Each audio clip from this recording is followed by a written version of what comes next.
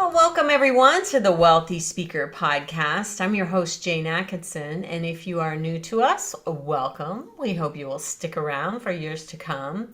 Today, we're going to talk about how to position as an expert. Why? Because an expert gets paid what the expert charges, and we want to be the expert who commands whatever fees we desire.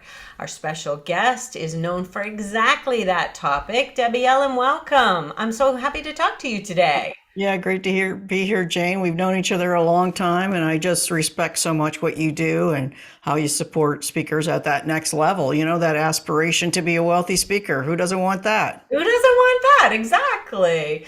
Well, talk a little bit about how you got, like, tell us a little bit about your business model now, and then we'll circle back to the beginning and talk about how you got started. Yeah, business model now is much different than how I started for sure. The model now, I'm still, during COVID, of course, we went online, and it's pretty much online where I do most of all of my speaking.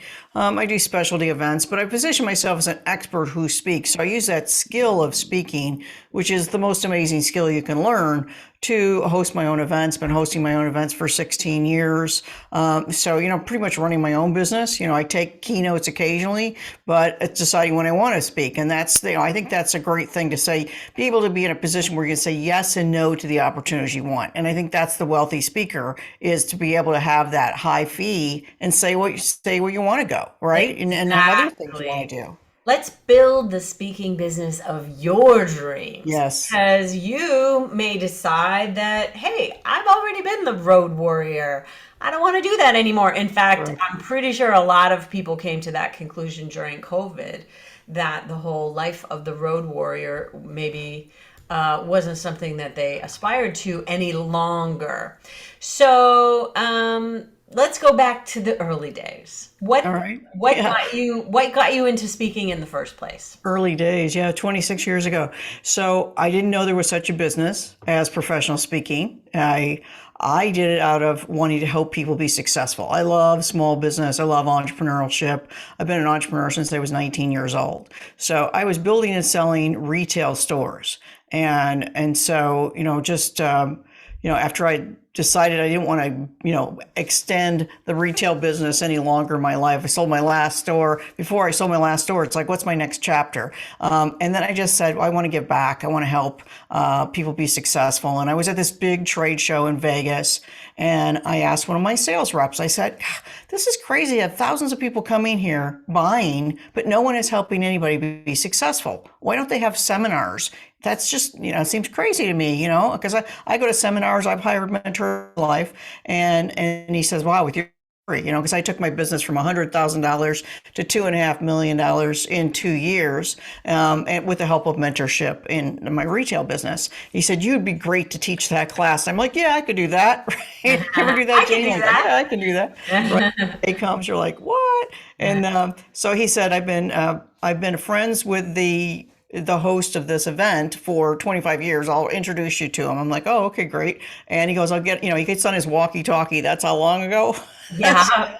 And so he came over. He's like, before he comes over, I'm like, well, what should I charge? I don't even know. And he says, like $1,000. I said, $1,000, like to speak for like an hour? Really? I said, okay. And then I'm thinking, okay, what do I even speak on? Okay, how to take your retail business to the next level. So he came over. I told him the speaking topic, and my sales rep was like my agent. Told him my background of success, and then he goes, okay, what would you charge? And I said, $1,000. And he goes, okay. And so I just thought, I'm in. I thought, well, this is the easiest business to get into in the world. Like, how easy is this, right? And then he didn't call me back, and I didn't call me back. And I'm like, wondering why. So I called my friend who introduced him, and I said, would you call him and find out why he hasn't called me back? Let's get on with this, yes or no, or whatever. And then when I talked to him, he said, the money man doesn't believe in seminars. So I went, okay. And I hung up the phone, and I sat under my desk in my office and cried. Like I told everybody I was a professional speaker. My Yeah. career was destroyed overnight. Like, and then I went, no, wait, snap out of it. So I thought about it overnight and I thought, I got to make it a win, win, win. I know it needs to be they need seminars. I know that I need to help them create this. So I Right. was one of the very first that came into the speaking business, especially in that specific industry. So I Huh. called him back and I said, hey, I know you're already paid. They already paid my expenses to go there because I was such a big buyer for my stores. And so I said, okay, let me just tell you this. What I'm going to ask for is, put me the seminar on the front page of your newsletter that went out every day, like the people that went in there. Put me on the postcards that go out to everybody in the show because that's how they promoted then. And then don't put me on the first day of the show. Put me on like about the third day of the show because I'm going to promote it. So I got there and I was this shameless promoter. And I know a lot of other people back then, started their business that way, like Willie Jolly, because I've heard his story about passing out flyers, Hmm. later on. But I was on the shuttle bus, passing out flyers. What are you going to do tomorrow morning? You're going to come to my seminar. I told all my sales rep to come to my seminar, because you're going to be there to help people be successful, and I'll promote you if you show up. And I had told the host that I'm going to fill the room, standing room only. And when I do, and I do a good job, then I want you to refer me to 3 other people that can pay me, and I want you to keep bringing me back and paying me to speak. And so I filled the room, standing room only, in Las Vegas in the morning. I was like, oh my gosh, if I can do this, I can do anything, right? So that was your first and only freebie, and then Yep. you moved on from there to paid speaking. So you had quite a foray into the business, not really realizing, like, hey, the whole speaking thing is a thing.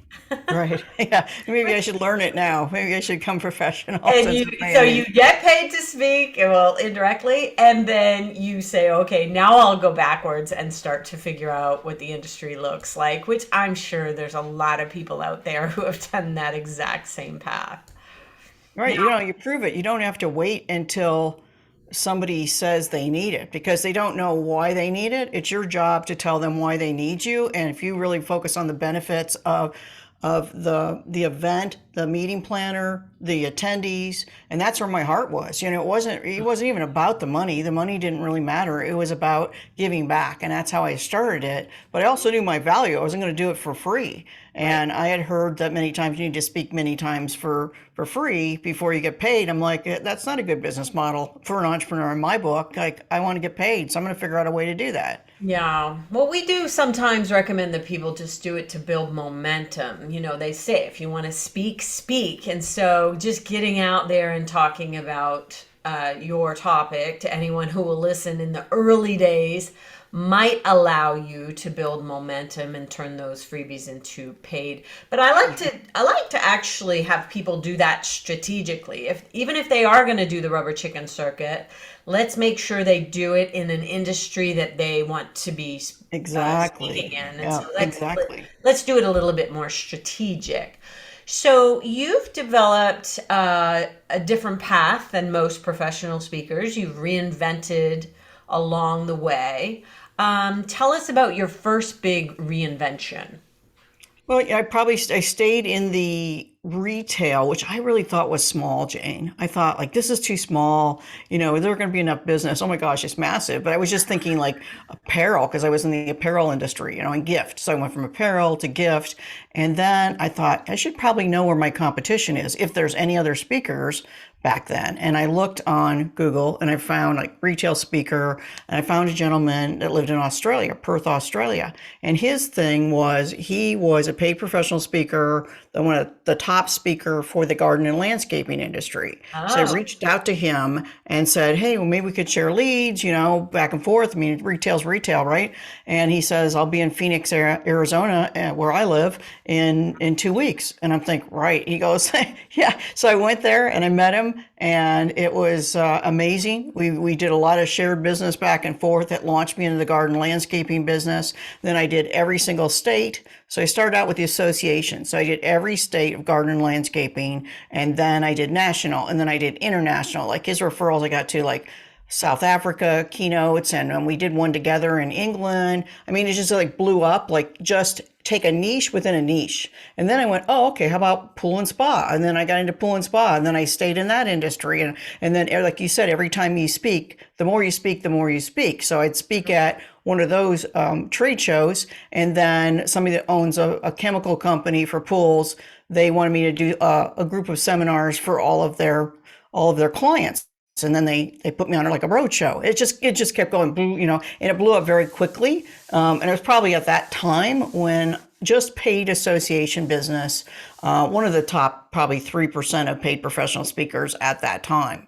But then I went, okay, what's next? Then you aspire to be a keynoter, because when you become a good speaker, because I wasn't a good speaker at the beginning, I was I was very educational. I was really, knew my stuff, but it wasn't like I had humor or knew how to be a keynoter. That was a different skill. So I wanted to reinvent, to learn the skills for that. And I knew I needed to write a different book and move out of strictly retail.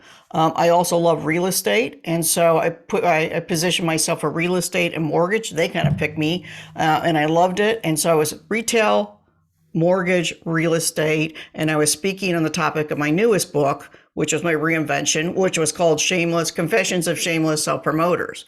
So I'm doing political keynotes. I'm doing, everybody wanted to be a shameless self-promoter. Who would have thought, right? And so that really launched me into the keynote. So then I had association work and keynote work, and that's when I got my CSP, top of my game. I was booked solid, like just going all the time. It was like, okay, I've reached the pinnacle, right? Then 2008 hit, and things change, as you know, right? So the one trick pony, who was very busy, had no business. So Well, you call yourself a one trick pony, but my goodness, look at all of the different. I really want to kind of stop and unpack all of the industries that you've impacted. Talk about when you first started in that landscape, garden and landscape niche. So, love that you found someone who was already a celebrity kind of inside that niche and said, hey, could we refer some business back and forth? And I think that works nicely when you already have an established book of business as well. Great idea to be able to say, hey, I'd like to move one step over this way. Do you want to come over my way? Because we could help each other. I think that's perfect. really, really cool. How did you pitch back then? I don't know how many years ago this was. So how many years ago was it, and how did you pitch? Was it a phone call, package, follow-up situation, or was it an email? Like what were you doing to get your business? You had all this success in so many different places. How did you do that? Yeah, back then, it's like you wanted them to answer the phone. It's like Okay. you'd call, and then now it's like you want them to respond to your email. Yes. So it was, and I was, I had my website up, debbieallen.com, since 1997. So imagine the reinventions from that, right? How many times have you redone your website? I don't even, yeah, I lost count. Dozens, But I probably. have that, the domain, which is big, because Yeah. there's a famous Debbie Allen, and I have that domain. So anyway, it was. Answer. Yeah, but here's what it really is. Like, I think like an entrepreneur running this business, just like you do, like the wealthy speaker, right? A lot people, speakers need to think like an entrepreneur when they reinvent where they want to go. And that positioning is everything. And that's why I really wanted to be the person that taught positioning and marketing, because once you position yourself with a book, with a business alliance referral, with a topic, a speaking topic, however you're reinventing your website, however you position yourself is what you're going to get. And that's how powerful positioning is. And so, again, going after the right target market that would expand. So I just expanded markets as I grew more confident, went from retail and gift and garden and landscaping and pool and spa and all of that different thing. And then the keynote was another thing. I wanted to invent that because it stretched me out of my comfort zone. And I realized that it was a really big market when I was talking about shameless self-promotion. I was doing direct sales, thousands of people in the room for direct sales. Like I said, political stuff, real estate. It was massive opportunity at that time. So you say that you've positioned yourself as an expert who speaks, and that's something that I really encourage my clients to do. I think sometimes we get locked in to as an identity, Hmm. attaching it to, oh, hi, you're on a plane. Hi, what do you do? I'm a speaker. Well, that doesn't tell them anything, Yeah. right? And so I help people do this. Oh, okay, cool. How do you do that? Through speaking, through this, through that. I think it's really important for people not to identify so much as how they distribute their knowledge. For a while there, I wanted to get locked in as an author because I love writing books. But that's not helpful really to us either. Talk a little bit about how expert is above all of that. Expert is the umbrella that kind of overlays everything, and how we distribute our knowledge can be lots of different things, right? Right. It's just different forms of communication.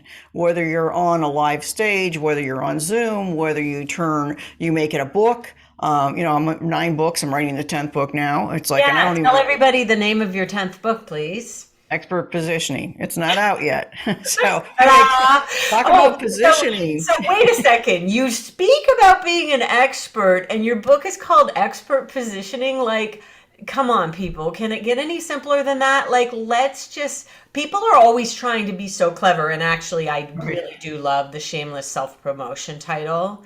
I think that is.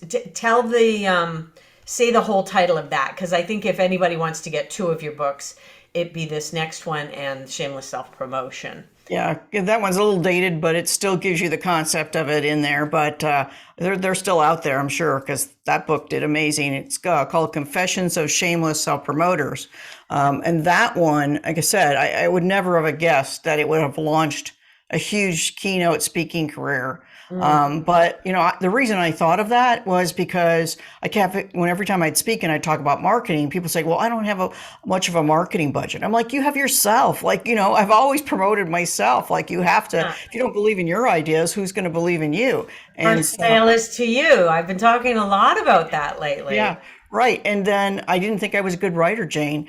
So the reason it was like confessions, it was like I was going to interview some of the top people in NSA and the top marketers that I had followed. So Dan Kennedy and Joe Vitale was in there, and Mark Victor Hansen, and all the top people that were around marketing. So I've also positioned myself by aligning myself with those people. So Dan Kennedy bought hundreds of my books and gave them to his members, had me speak on his stage. So again, it was another positioning.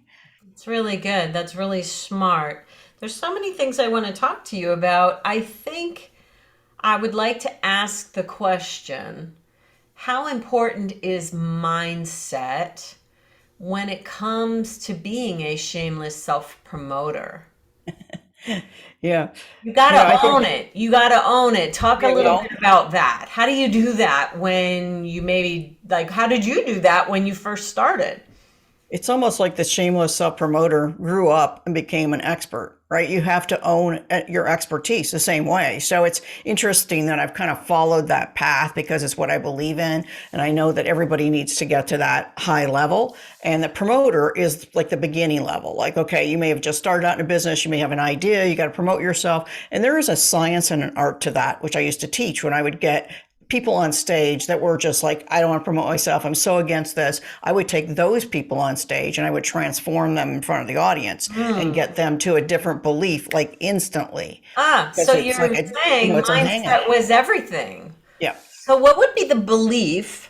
Okay, so let's say you're a person who's listening to this podcast today and you're like, oh, I cannot be a self promoter. That is not for me. What is the belief that you're trying to get them to? Is there one that you really had some success with, or just is it an idea? Tell me more about that. So where I would get people to turn their head, I always say, if you don't promote yourself, then who's going to promote you? You need to believe in what you're offering. And so I would go to the root of that. I go, forget childhood beliefs and all that other stuff, right? You're Yeah. an adult now. You have new choices.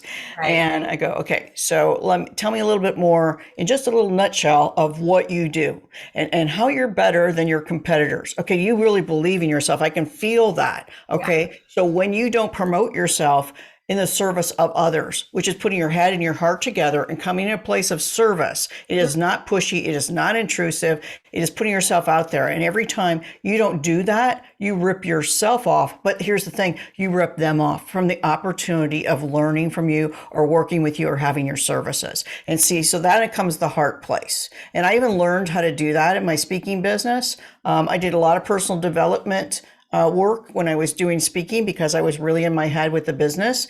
And I worked with Barbara DeAngelis, who was my mentor Mm, for many years, and read all of her books. And she yes. said, Deb, you're a really good speaker, but you haven't tapped in. And I'm like, what do you mean tapped in? I speak on business. You speak on love and all this stuff. And she said, no, you haven't tapped into your heart. You haven't taken from your head and tapped into your heart and then feel that audience, be there with them.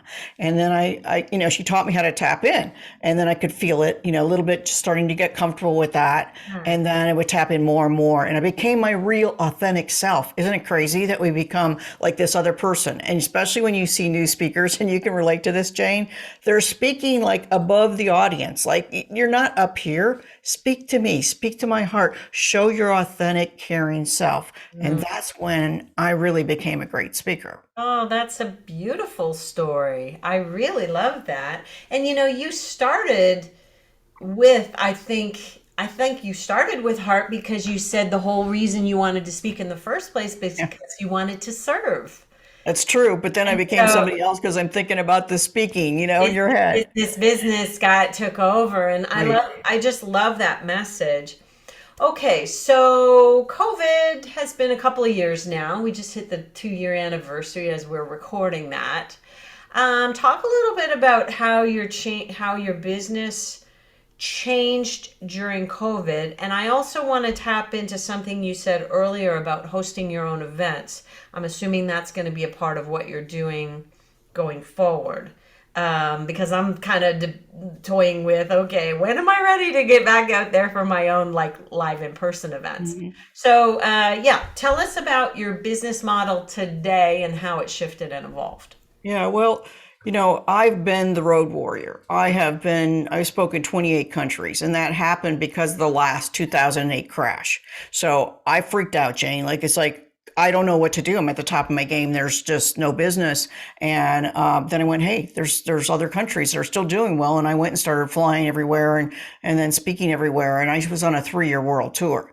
And then I learned another skill of speaking and selling, and I wasn't really doing any of that before. So when the pandemic hit, to me, it was a simple tweak because I had already been doing a lot of online stuff and other Tapped things into besides your, that. you tapped into your 2008 and said, Yep. I've been here before. I'm not going to freak Right. out this time, right?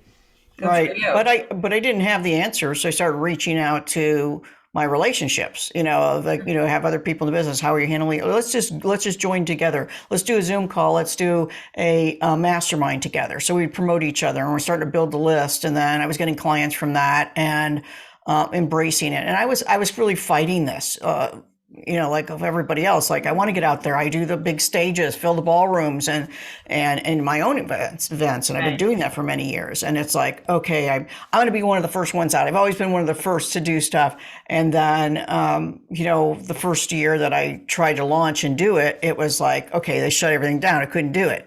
And then the hotels kept working with me, and I went to the second year, and that was last fall, and I did my live event, had half as many people there, and it was, I didn't totally crash and burn, but it was a very expensive event, not what I will always know my numbers, and my numbers were screwed. They were just off, and so I was I don't I What did think you that it's learn? What did you learn from that? well, the last two events, I did two live events during COVID and recently, fairly recently. Yeah. They're both were 50%. Even people that paid didn't show. They Mhm. weren't showing up. So I think that people What's want to go out and they want to be back at live, but there's still a lot of us that got a little, I got to say, kind of weird. Like, I'm very outgoing. I want to be out there. I've done this all my life. And even I got a little weird. Like, there's crowds. Like, I'm not used to this. I want to Um, call it like bubble stuck. I think yeah. my husband and I are stuck in the COVID bubble, and I am kicking and screaming and dying to get out of it, but he is not. Like he won't even agree to a trip to Niagara Falls. That is 2 hours from our house, Debbie. And he's like, Yep. no, I'm not going anywhere. And it's not that he's afraid. It's just, it's No. become, I think the 2 years has become this habit or something. So I want to just go and get on a plane just to break the bubble. That's for me. Like That's what I wanted to do. I know Yeah. lots of people listening to this podcast, by the way, have been out speaking constantly, and they're not stuck in this bubble that I'm in. So just FYI, I realize that you're probably laughing at me going, what's your problem, Jane? But yeah, I'm thinking my next event, because I am with you. When you sign that hotel contract, and that's very nice that they're a little more COVID friendly than they have been in previous years. Gulp. I know I'm down for minimum 15,000, probably going to be Yep. a lot more than that, but that's Yep. kind of the minimum. I can't get below that number. And Before so you walk in the door. I need to Yep. be prepared. And so I'm looking out into November of this year. Like I'm still slow conservative Canadian here in terms No, of but things. there's all so much going on around us. It's still there. The doubts, the fears, we don't know what's next thing is happening. And I think it's gone beyond the COVID bubble now. But But you're saying your people, they even paid and then didn't yep, come. right. And maybe it's that they liked the idea of gathering, but then, I don't know, they Well, couldn't make here's it one thing. happen somehow. Here's something I learned from that is that I had an online course called Speaker Sales Mastery. So teaching people how to put together their webinar selling online, and it's like an 8 week or 8 module course, right? So when I relaunch it, I do group classes with them, and Yeah. that was so successful that Huh. they decided they were going to dig in and do the work before the live event came. And so they did, and most of them said, I got it. I could come and I might get more and I get to practice, but I've got this. I'm I good. actually put it into work and it's That's working good. for me. So that taught me that, hey, I don't need to do this as a live event anymore. I You didn't really want know, to do it anymore but live. I like the idea of tying a launch or something into a live event to either begin it or end it. I think that Yep. that's could be a very, very interesting idea. So you're giving me some ideas. We just Oh had a yeah, because they're going to have more success if they can start the course. Some yeah, will just take off. Some are great about doing the courses and they take off and they get success, and other people are like, yeah. they got into three and stopped, or they just didn't. They couldn't do it that way. They need live. So either way, they started and got a huge jump start from it. Yeah, so they have more success rate. I love that. Okay, well, you have done your job here today, my dear. We wanted to find out some ideas on how to be an expert. When you're an expert, and if you want to call the people to you, then call the people to you. She's given you a host of ideas on all kinds of different ways to do this. As a professional speaker, you can go out, you can niche down into markets, step sideways to other markets that are in line with those markets. I love that you kind of map that out for us. And then also run your own courses, run your own live events and things that you might want to do to bring people to you. If there was anything that you wish you would have known back in the day in your year one, what wisdom would you have imparted on yourself if you could have from today? What have you learned that you wish you would have known sooner?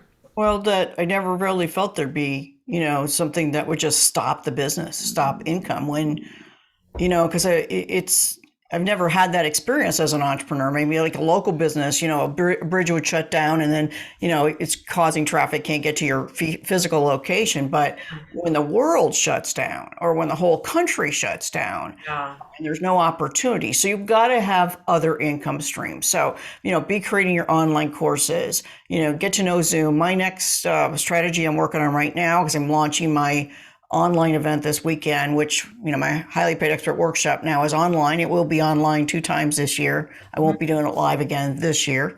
I'm taking it to the next level. So I've hired somebody to teach me how to set my studio up and make it at that next, the music, the production, everything. And I can dial it. I can run the entire thing like a production from a little box when I push the buttons. And I want to master that An and be at the top of ATEM, my game an with that. ATEM box, is that what you're using?